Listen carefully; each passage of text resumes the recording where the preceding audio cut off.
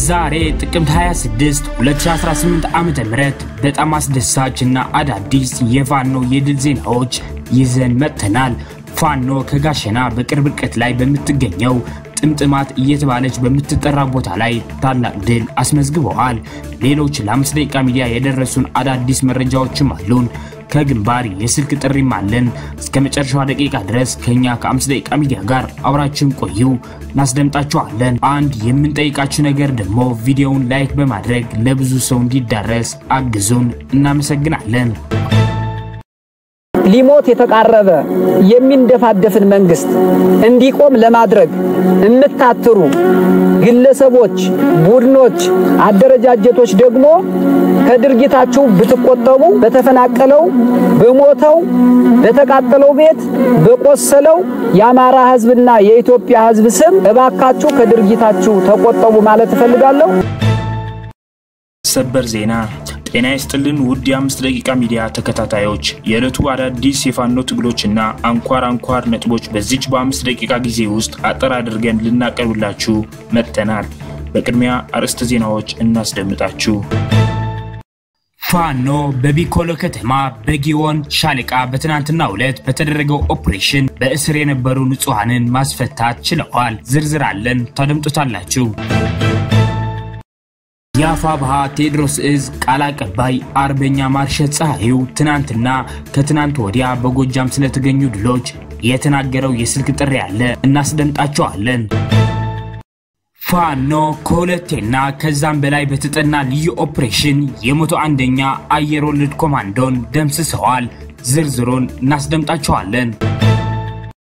ፋኖ ከጋሸና በቅርብ ርቀት ላይ በምትገኘው ጥምጥማት እየተባለች በምትጠራ ቦታ ላይ ተደረገ የፋኖ የማጥቃት ውጊያ ጠላትን ደምስሰዋል።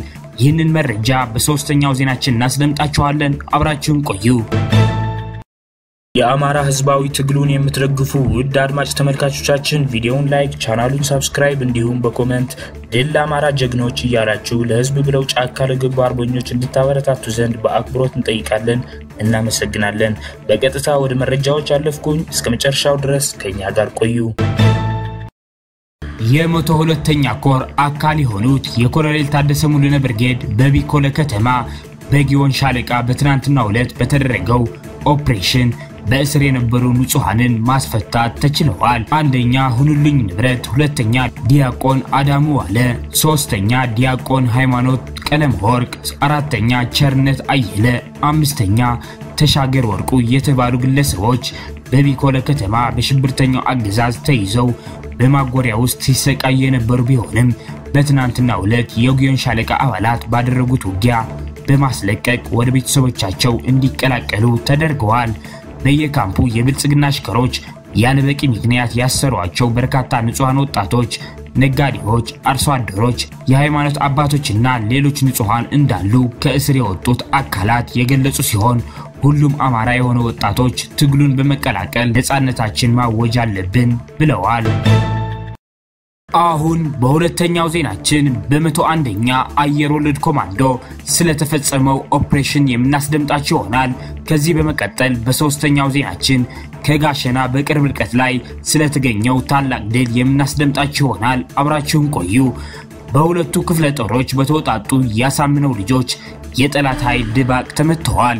የአፋብሃ ደቡብ አማራ ቀጠና ሳምነው እዝ አጼ ዘርዓ ያዕቆብ ሁለተኛ ኮር ከአጼ ይኩኖ አምላክ ክፍለ ጦርና ከናዶ ክፍለ ጦር በተወጣጡ የአሳምነው አናብስቶች ከሁለቴና ከዛም በላይ በተጠና ልዩ ኦፕሬሽን የ101ኛ አየር ወለድ ኮማንዶ በሁለት መኪና ሆኖ ከሬማ ተነስቶ ወደ መርሃቤቴ በመጓዝ ላይ ያለ በአገሪት ቁማባ ቀበሌ ላይ በደፈጣ ውጊያ አይቀጡ ቅጣት ተቀጥተዋል። የአብይ አህመድ ጦር በመርሃቤቴ አውራጃ ከተለያዩ ቦታዎች ጡት ቆራጩን አርመኒያዊ ኃይል በማምጣት ያላሰበው የጦር ስልት የለም። ሆኖም ግን የአጼ ዘርዓ ያዕቆብ አንደኛ ኮር የአጼ ይኩኖ አምላክ ክፍለ ጦርና ከናዶ ክፍለ ጦር በወሰዱት የደፈጣ እርምጃዎች እየተቀጣ ይገኛል።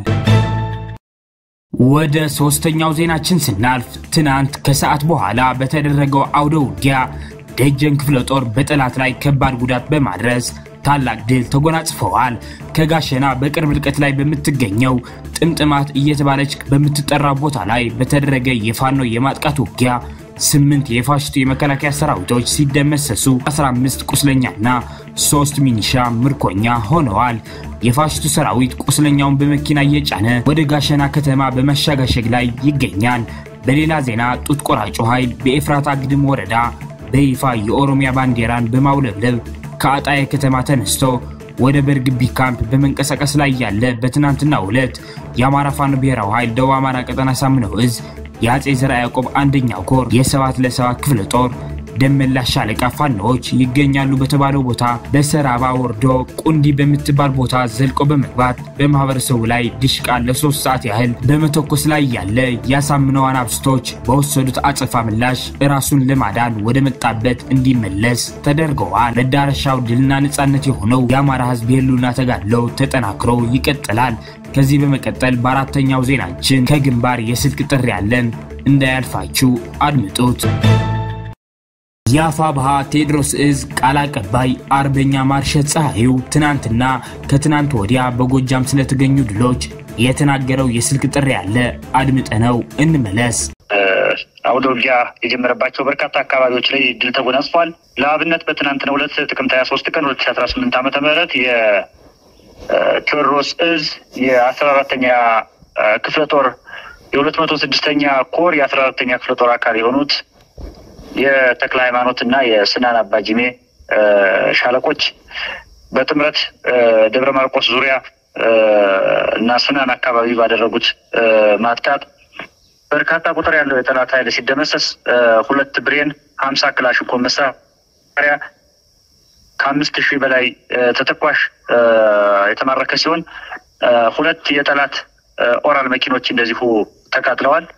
በርካታ ቁጥር ያለው ሰራዊትም ሙትና ቁስለኛ ሆኗል። እንደዚሁም 8 የሚደርስ እግረኛ የወራሪው ሰራዊት አባላት ተማርከዋል።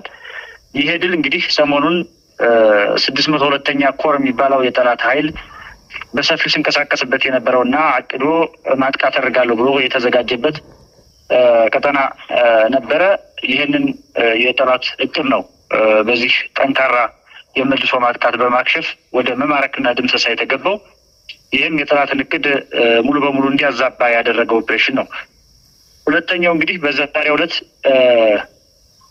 በአውደ ውጊያ ዝነኛ እና ጥንቅቅ ያለች ሰራዊትን በማዘጋጀት በማጥቃት የምትታወቀው የምኒልክ እዝ የጽናት ክፍለ ጦር ሰርጎ ገብ በማዘጋጀት በዚህ በወገል ጤና ከተማ ላይ እንደዚሁ ታላቅ ገድል ተፈጽሟል። የደጋው መብረቅ ክፍለ ጦር ከተመሰረተበት ዕለት አንስቶ በጥላት ላይ ከፍተኛ የሆነ ጥቃትና የሞራል ውድቀትን እያስተናገደ የሚገኘው የምኒልክ እዝ እንግዲህ በአረመኔው አገዛዝ ሰራዊት ላይ በዛሬው ዕለት እንደዚሁ ጽናት ክፍለ ጦር የደጋው መብረቅ ኮር የጽናት ክፍለ ጦር ማለት ነው ወገል ጤና ከተማ ላይ እንደዚሁ አስደማሚ ኦፕሬሽን ሰርቶ በጥላት ላይ ከፍተኛ የሆነ ሰብአዊና ቁሳዊ ኪሳራ ደርሷል። ሶስተኛው እንደዚሁ አፋብኃ ሰሜን አማራ ቀጠና የበላይ ዘለቀ እዝ መይሳው ካሳ 2ኛ ኮር 7ኛ ቀኑን ባስቆጠረው ልዩ ኦፕሬሽን በአገዛዙ ጥምር ኃይል ላይ ከፍተኛ የሆነ ሰብአዊና ቁሳዊ ኪሳራ በማድረስ ድል ተጎናጽፏል። እንግዲህ በልዩ ወታደራዊ ኦፕሬሽን በአጸደ ማርያምና ሻውራ ከተማ መሽጎ በነበረው የጠላት የ66ኛ እና የ62ኛ ክፍለ ጦር ኃይል ላይ እንግዲህ የመግደያ ወረዳ ድረስ ጠላትን ስቦ በማስገባት ተከታታይ 7 ቀን ባደረገው አውደ ውጊያ ከፍተኛ ቁጥር ያለው የጠላት ኃይል ተደምስሷል። ሙትና ቁስለኛም አድርጎታል ማለት ነው።